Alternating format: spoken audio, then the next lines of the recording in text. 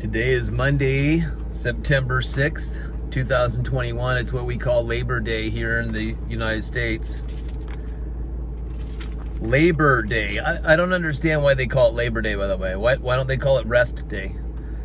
We're not laboring. It's not the day to labor. It's actually a day of rest, right? But we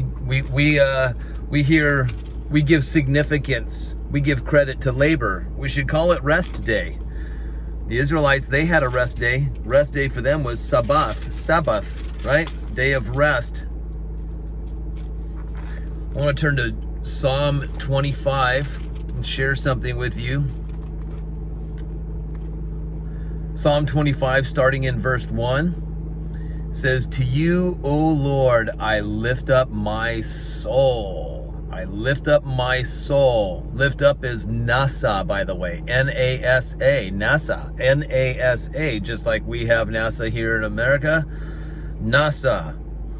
NASA means to lift up, to raise up, to carry away. Isn't that interesting that they use that Hebrew word to represent their company, although they won't admit that they got this biblical word? To you, O Lord, I will lift up my soul. O my God, in you I trust. Trust is a very powerful word, you guys. Trust.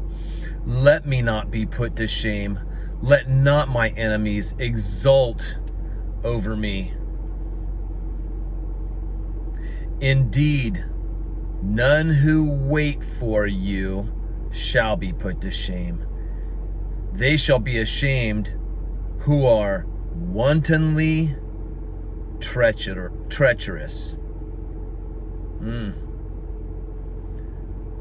Want only. Want only. W-A-N-T-O-N-L-Y. Want only. Isn't that a funny thing that they make the word wantonly in English? It's two words. Want only. They want only to be treacherous, right? When it says that none who wait on you shall be put to shame. You hear that? None, you guys. Put your trust in him. Wait on him. You will not be put to shame, even though your enemies want to exult over you. They want to lord it over you. They want to watch you go down, and they want to just gloat over it.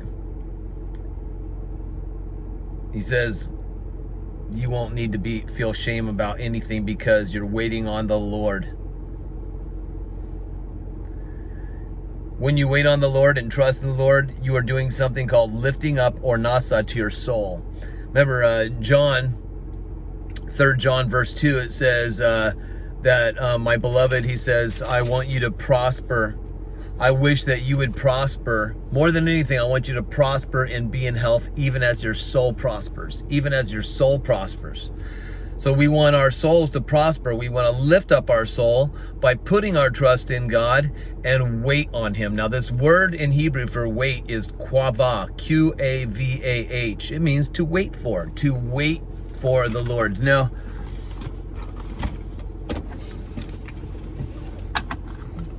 I want to just make a brief message for this Labor Day, which actually, like I said, it should be called Rest Day, not labor. It should be Rest Day. In fact, the word labor and rest are both used. The words labor and rest are both used in Hebrews chapter 4, verse 11. Hebrews 4:11. It says that we should labor to enter into God's rest.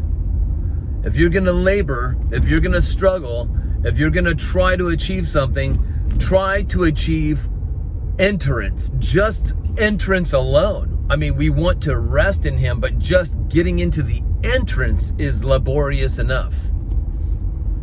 Rest is a Greek word, katapausis. It's where we get the English word pause, right? To stop, pause, rest. You understand that?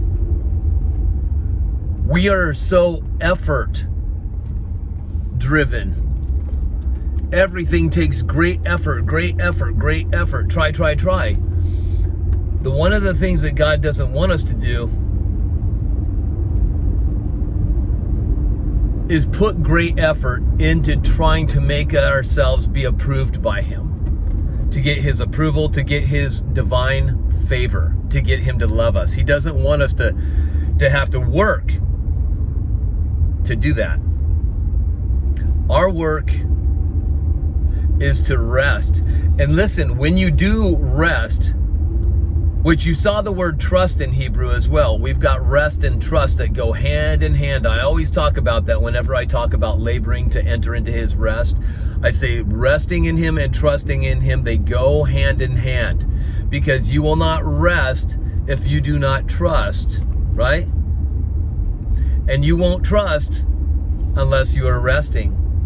Because if you're not trusting, if you're not resting, it means you're anxious, you're full of anxiety, worries, fear, and all that stuff, right? And he doesn't want you to be that way. Jesus says, let not.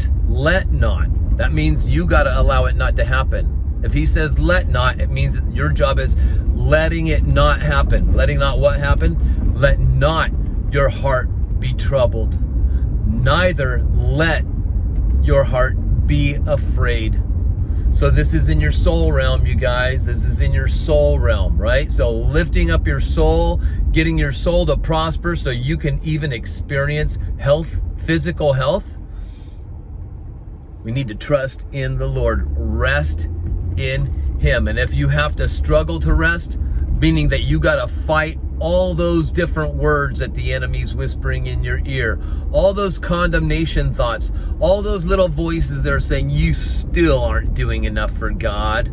Look at you. You read one chapter of the Bible today, but you should have read two. You laid hands on one sick person today, you should have laid hands on two. You gave to one homeless person today, you gave them $5, you should have given them 10. Do you understand? No matter what you do, the enemy is always going to whisper in your ear that it's not enough. And then, of course, no matter what you don't do, the enemy is always going to whisper in your ear, you're not doing enough. And then you'll confuse his voice with the voice of God, thinking it's God telling you that. But the thing is, when you are resting in the Lord, when you are trusting in him, guess what happens to you? Your faith goes into action. Noah, whose name means rest, right? His name does mean rest. Nuach, it means to rest. Noah was very active. He trusted God. He believed God. God credited him with righteousness because of his believing and trusting in God. And when Noah, whose name means rest, when he did this, guess what he did? He obeyed God. If he trusted God, if he believed God, that means he obeyed God then, because he was showing his faith. He was showing his trust. He was showing his belief by doing something about it. And that's when he built a huge boat called the ark. So when you're at rest, when you are resting in the Lord, guess what? You become very active. But your actions aren't to perform to get God's approval. God already approved of you, and now you're doing something with his approval. You are working out your salvation. You're not working for it, you're working from it. You're working it out. If I go to the gym and I work out my muscles, I already have muscles, but I'm using what I have. I'm working them out. Do you understand this? There's one last thing I want to share with you. Jesus said this, and it's really beautiful. He said, the foxes have their holes and the birds have their nests, but the Son of Man has nowhere to lay his head. Now, when he says nowhere to lay his head, that word lay is klino in Greek. Klino. K-L-I-N-O, I believe it's spelled klino. It's where we get the English word recline, right? So we get a lot of Greek words, right? And use them in our English language like katapausis. That's where we get the word pause, resting. Klino, recline. Jesus said the Son of Man has nowhere to klino, recline, or lay his head. Do you understand? If you're reclining, you are laying. If you are reclining, you are doing what? You are resting. You are relaxing. You understand that? Resting. Do you know where Jesus found a place to recline his head, to lay his head finally? John chapter 19. When Jesus was on the cross, and it says that he who knew no sin was made sin for us so that we could be made the righteousness of God in him. Jesus pours out his righteousness into you and takes your sin into himself. He empties you of sin and condemnation. And now that you've got something empty in you, now he can fill you with his righteousness, with his justification. Do you understand that? Judicial approval. Now, when Jesus says the Son of Man has nowhere to lie his head, foxes, they got a place to lie down. Birds, they got a place to nest or rest. But the Son of Man has nowhere to recline his head, to lay it down. Do you know where he found his place of klino? It's after he shouted when he was on the cross and he says, "It is finished." He absorbed all of the condemnation, all of the wrath of God that we should get, and he took it into himself. He became our sin, and you become his righteousness. And just before he breathes out his spirit, right? It says he klinoed his head. He shouts, "It is finished." He klinos his head. He rests his head. He lies his head down. He found a place of rest. His place of resting was finishing the work for you. How do you like that? Happy Labor Day, everybody. Or shall we say happy rest day. And I'll see you in the next video.